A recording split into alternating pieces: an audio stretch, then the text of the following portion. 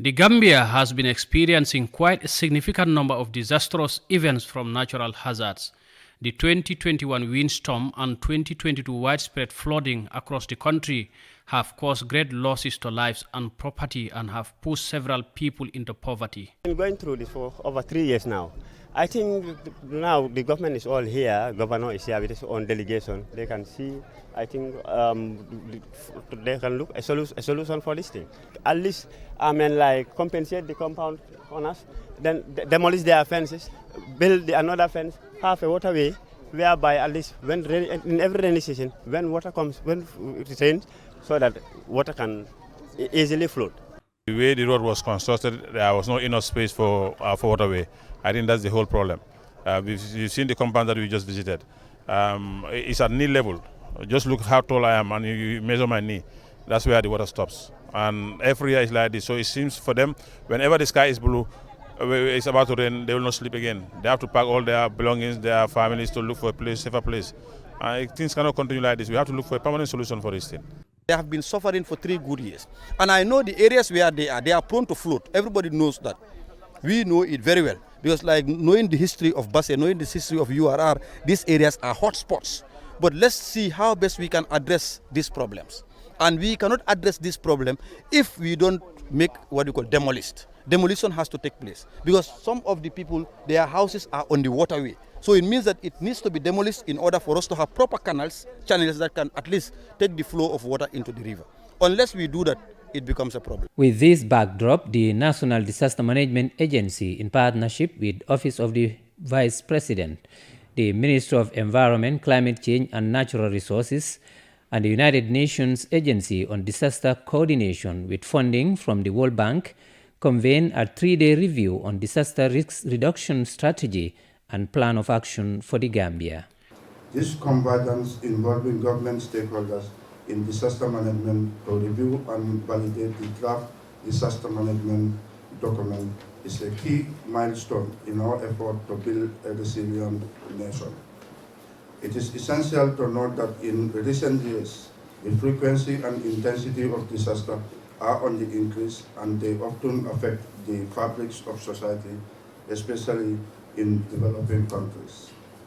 The aim of this retreat is to ensure that the country is adequately prepared for effective disaster management, looking at the entire disaster management cycle.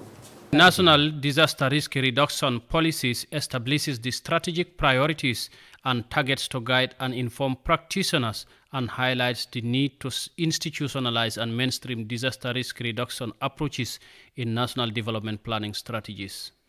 Actually, the whole focus is on disasters, and I think this has been triggered by the recent floods. As of 30th and 31st of July, we have seen what has happened in Banjul, in KMC, and by extension in the whole country, where we have encountered heavy flooding, leading to the displacement of many and unfortunately loss of lives. And this could be prevented had it been that we have a robust, coherent and a comprehensive plan with all the resources and taking a coordinated action. Most of these things could have been prevented. The 3-day retreat to review and validate the draft disaster management policy 2022 to 2032. The National Disaster Management Strategy, integrating of the UNDAC assessment report to be anchored on the policy and the strategy, and taking cue from it, formulate a national strategy and action plan for the short, medium and long-term disaster risk reduction. Government has also in recent years recognized the country's vulnerability to climate change effects and the negative impact they have on the country's development. It has also recognized the symbiotic relationship between disaster reduction and climate change and the urgent need to integrate the two. The Gambia has registered a significant increase in the number of disaster events of natural and human-induced origin, including flash flood, windstorm, environmental degradation, fire outbreak, and epidemics. The country is presently confronting with flash flood affecting significant number of household. As a response, the government aimed to develop a response plan outlining approaches and strategy to build a culture of safety, resilience through capacity development. According to Sendai framework, policies and practices for disaster risk management should be based on an understanding of disaster risk in all its dimensions of vulnerability, capacity, exposure of persons and assets, hazard characteristics, and the environment. And this is the reason why, triggering those memories, we decided quickly, under the leadership of His Excellency the Vice President, who's also doubling up as the chair of the National Disaster Management Governing Council at the highest level in government, decided that we should collaborate, with all the key sectors, especially the Ministry of Environment. Myself and a team of international experts have spent the last 3 weeks supporting the response to the floods that took place on the 30th and 30th of July. We have been working hand in hand with our colleagues at the National Disaster Management Agency, and we have worked together to produce a comprehensive assessment report which has been shared during this retreat to ensure that all its recommendations are effectively consulted with the government departments involved. We have seen that the impact of the floods has been significant, impacting heavily on the lives of many people. We have identified key locations and key priority areas of work that must be pursued in order to effectively respond to the populations that are suffering still because of the catastrophic events that have taken place. Such knowledge can be leveraged for the purpose of pre-disaster risk assessment, for prevention and mitigation, and for the development and implementation of appropriate preparedness and effective response to disasters. The role of the United Nations Disaster Assessment Coordination Team is very much to help make sense of the crisis and to help the response make sense. And in that respect, it's been a privilege to spend time with you discussing the national architecture, both human and built, which is necessary to prepare for future crises and indeed to address the crisis in hand. And this is important moving forward as our nomenclature changes from climate change to climate crisis to climate emergency. It is imperative that we prepare for these types of incidents in the future. And I think the very good working relations that have been continued through this process between the United Nations and the government of Gambia, I see the very strong foundations that are there for this work to continue. And I think we look forward to working together as we have done in the weeks and months ahead. In order to achieve the national objectives in disaster risk reduction, there is an urgent need to further develop and strengthen national and local capacity for disaster risk management and climate change adaptation. Thus, early warning has a very important role in preventing disasters despite the occurrences of natural hazards. Because we know climate change really is a major issue nowadays, and it's a global phenomenon, and we cannot just take a backseat and let these things happen without government taking the major steps in addressing climate change and its consequences, because it has impacted negatively on our population, on our people, and people have lost homes, valuables, resources. Even our roads are not passable, because of this phenomenon.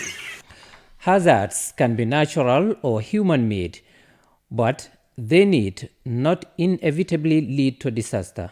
Disasters can be prevented with mitigating their impacts. No proper drainage system, one, when they were constructing the road, and then two, the compound owners decided to block the waterway. During our childhood, though there are, water logs around here, but inside, people used to farm there, they grow rice. But the water will pass through here, go behind the late Tababojang's compound, and then go into the forest, and then join the stream that goes to Bakote bridge and then goes to the sea. Disaster risk reduction is about saving lives and livelihoods. It is about shifting from disaster response to the management of disaster risk in order to reduce vulnerability. Since in response to the flood which occurred on the 30th and 31st December, as we are aware, that's why we are here. You see, all this trap water in the bond polder is being flushed out at the moment. Yesterday we installed the other one first machine. Today the engineers are busy installing the second machine. All what I want to tell you is that collectively the attention of the government is focusing on solving this problem. Our focus is how collectively we can come together to address what's being done. That's what we are doing now. It is a responsibility of a state to protect its citizens. It is therefore important that DRR policies are integrated into sustainable development strategies at all levels, from national to local. It cannot be business as usual. At the end of the day, we should be able to mobilize resources. And we have a resource mobilization plan relative to the document that we discussed today. So that, one, we will address the issue of the waterways once and for all. People who are sitting on the waterways, either they face demolition, or alternatively, if it is cheaper, to do the engineering work and channel the waterway out into its or natural exit, we will take that. But if it is cheaper to do demolition, we will do demolition together with the relevant compensation. We should have a resettlement plan, a relocation plan. And this is where land is also important. The Minister of Lands is important to do the relevant allocation, and then we go for the compensation package. The Gambia and the Gambian people are bigger than one individual, no matter what your status, no matter what your rank, no matter what your position. When the interest of the individual conflicts with the interest of the state takes precedence. And that is the premise that we are starting from. Education is key and a necessity to institute a culture of prevention. People need to be provided with the requisite skills, knowledge, and resources to protect themselves from disaster risk. Note: climate change adaptation begins with disaster risk reduction. This document is very important, and I'm very happy because it takes account about our assessment result, and everybody is really engaged to help people in need, and it takes to a village to help people affected. And what I say here is the implication of everybody to come together and to help them. Many a times the security will not be involved in the designing, we are only involved in the planning. But we thank God that that paradigm is now changing, that the security is part of the designing. And exactly that is what these 3 days has done. We've seen ourselves as part of the designing, that is the reviewing of these documents, these policy documents, because once these documents are being reviewed, it becomes a guideline. We have gathered here for the past 3 days to review the National Disaster Response Plan on behalf of all Gambians. It has been a quality time, sharing ideas, brainstorming, and learning from one another. And I'm sure this will definitely contribute immensely in the DRR process. All the relevant stakeholders are here to review the National Disaster Management Policy, to set the governance tones of the policy. We have emerging issues that are coming and they are not in the policy. And you need to, as a government needs to take the political contest to address the disaster management in this country. This is why this review is important, because National Disaster Management Agency is a coordination agency. The response plan of all the stakeholders needs to be indexed into the policy so that we can have a policy direction when it comes to the implementation of National Disaster Management Agency. That's why this retreat is relevant to address those issues. If you are prepared and able to act at the right time and in the right place, can save many lives and protect the livelihood of communities everywhere from now to the future.